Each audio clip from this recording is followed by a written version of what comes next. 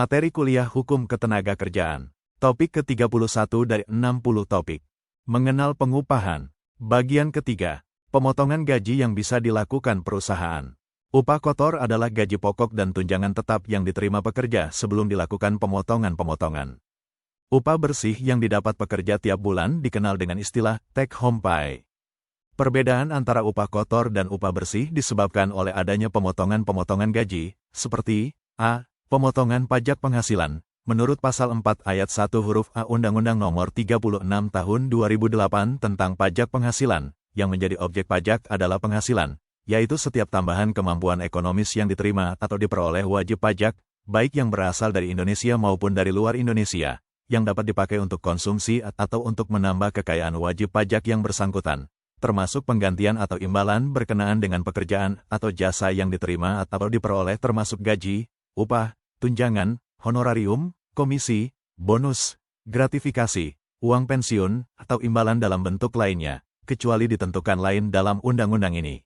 Jadi, perusahaan wajib melakukan pemotongan pajak penghasilan dari gaji kotor karyawannya. Jumlah pajak penghasilan yang harus dipotong, besarnya tergantung dari 1. Jumlah penghasilan kotor karyawan, 2. Status perkawinan, single, menikah, jumlah anak, 3. Adanya penghasilan yang tidak boleh dikenakan pajak penghasilan. 4. Tarif pajak yang berlaku. B. Pemotongan pembayaran iuran jaminan sosial, atau asuransi kesehatan, jaminan pensiun, dan lain-lain.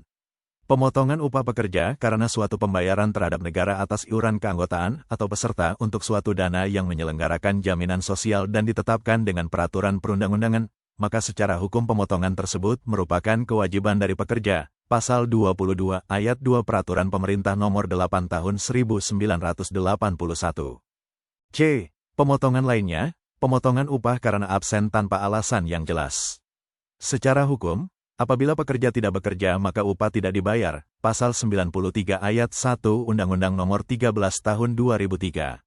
Pemotongan upah pekerja yang tidak masuk kerja tidak dapat dilakukan begitu saja, karena berdasarkan Undang-Undang Nomor 13 Tahun 2003. Pekerja dilindungi haknya untuk mendapatkan upah penuh untuk hari atau hari-hari ia tidak masuk bekerja, antara lain dalam hal pekerja tidak masuk kerja karena sakit, menjalani cuti yang merupakan haknya, menikah, menikahkan anaknya, sedang haid bagi pekerja perempuan, atau ada anggota keluarga, orang tua, mertua, keluarga dalam satu rumah, meninggal dunia. D. Pemotongan upah karena pekerja melakukan pelanggaran. Pemotongan upah mengenai denda atas pelanggaran yang dilakukan pekerja dapat dilakukan apabila hal tersebut diatur secara tegas dalam suatu perjanjian tertulis atau perjanjian perusahaan, Pasal 20 Ayat 1 Peraturan Pemerintah Nomor 8 Tahun 1981 tentang Perlindungan Upah. E. Pemotongan upah karena membayar cicilan.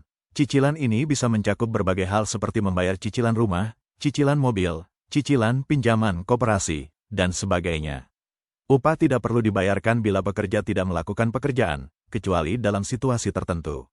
Situasi pekerja di mana pengusaha tetap wajib memberikan gaji atau upah meliputi 1. Pekerja sakit sehingga tidak dapat melakukan pekerjaan. 2. Pekerja perempuan yang sakit pada hari pertama dan kedua masa haidnya sehingga tidak dapat melakukan pekerjaan. 3. Pekerja tidak masuk bekerja karena menikah, menikahkan, menghitankan, membaptiskan anaknya, istri melahirkan atau keguguran kandungan, suami atau istri atau anak, atau menantu atau orang tua, atau mertua, atau anggota keluarga dalam satu rumah meninggal dunia. 4. Pekerja tidak dapat melakukan pekerjaannya karena sedang menjalankan kewajiban terhadap negara. 5. Pekerja tidak dapat melakukan pekerjaannya karena menjalankan ibadah yang diperintahkan agamanya. 6. Pekerja bersedia melakukan pekerjaan yang telah dijanjikan tetapi pengusaha tidak mempekerjakannya, baik karena kesalahan sendiri maupun halangan yang seharusnya dapat dihindari pengusaha. 7. Pekerja melaksanakan hak istirahat atau cuti. 8. Pekerja melaksanakan tugas serikat pekerja atas persetujuan pengusaha. 9. Pekerja melaksanakan tugas pendidikan dari perusahaan. Kebijakan tunjangan. Tunjangan adalah tambahan benefit yang ditawarkan perusahaan pada pekerjanya. Ada dua macam tunjangan, tunjangan tetap dan tidak tetap. Tunjangan tetap adalah tunjangan yang diberikan secara rutin per bulan yang besarannya relatif tetap. Contoh, tunjangan jabatan, tunjangan keluarga, tunjangan keahlian atau profesi. Tunjangan tidak tetap adalah tunjangan yang penghitungannya berdasarkan kehadiran atau performa kerja, seperti tunjangan transportasi, tunjangan makan, insentif, biaya operasional dan lain-lain. Ada tunjangan yang diatur dan ada juga yang tidak diatur dalam undang-undang.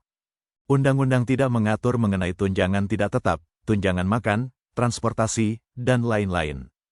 Kebijakan mengenai tunjangan jenis ini tergantung perusahaan masing-masing. Untuk tunjangan kesejahteraan atau kesehatan, dalam Undang-Undang Nomor 13 Tahun 2003 Pasal 99 mengatur adanya jaminan sosial untuk para pekerja. Ada pula tunjangan hari raya, atau THR, pemberian THR keagamaan bagi pekerja di perusahaan diatur dalam Peraturan Menteri Tenaga Kerja dan Transmigrasi No. Per. 04, Men. 1994 tentang tunjangan hari raya, atau THR, keagamaan bagi pekerja di perusahaan. Menurut peraturan tersebut, pengusaha diwajibkan untuk memberi THR keagamaan kepada pekerja yang telah mempunyai masa kerja 3 bulan atau lebih secara terus-menerus. Pekerja yang bermasa kerja 12 bulan secara terus-menerus atau lebih, mendapat THR minimal 1 bulan gaji. Pekerja atau buruh yang bermasa kerja 3 bulan secara terus-menerus tetapi kurang dari 12 bulan, mendapat secara proporsional, yaitu dengan menghitung masa kerja yang sedang berjalan dibagi 12 bulan dikali 1 bulan upah. Ketentuan keterlambatan pembayaran gaji atau upah.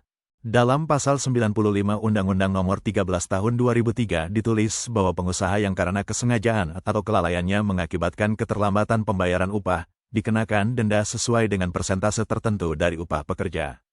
Apabila upah terlambat dibayar maka mulai dari hari ke-4 sampai hari ke-8 terhitung dari hari pembayaran upah, perusahaan wajib membayar sanksi keterlambatan yakni sebesar 5% dari gaji untuk tiap hari keterlambatan.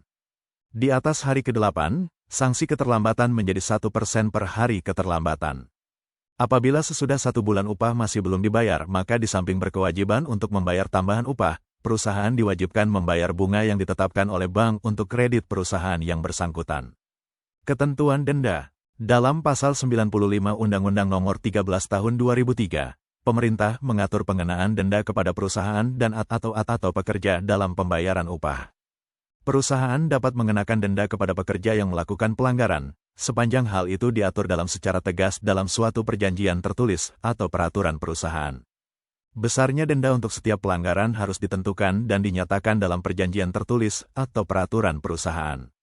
Apabila untuk satu perbuatan sudah dikenakan denda, perusahaan dilarang untuk menuntut ganti rugi terhadap pekerja yang bersangkutan. Ganti rugi dapat diminta oleh perusahaan dari pekerja, apabila terjadi kerusakan barang atau kerugian lainnya baik milik perusahaan maupun milik pihak ketiga oleh pekerja karena kelalaian atau kesengajaan. Ganti rugi harus diatur terlebih dahulu dalam perjanjian tertulis atau peraturan perusahaan dan setiap bulannya tidak boleh lebih dari 50% dari upah. Denda yang dikenakan oleh perusahaan kepada pekerja tidak boleh dipergunakan untuk kepentingan pengusaha atau orang yang berwenang untuk menjatuhkan denda tersebut. Itulah topik ke-31 Hukum Ketenagakerjaan, yang dimaksudkan membantu para mahasiswa untuk lebih mudah memahami dan menjadi wawasan bagi masyarakat umum. Tutorial dituturkan dan disubtitelkan agar dapat ditonton, dibaca sambil didengarkan. Untuk pemahaman yang lebih baik, putar dan dengarkan video berulang-ulang. Subscribe dan like, agar Anda mendapatkan update video lainnya. Bagikan link video ini, agar teman lain mendapat manfaat dari channel ini. Sampai jumpa.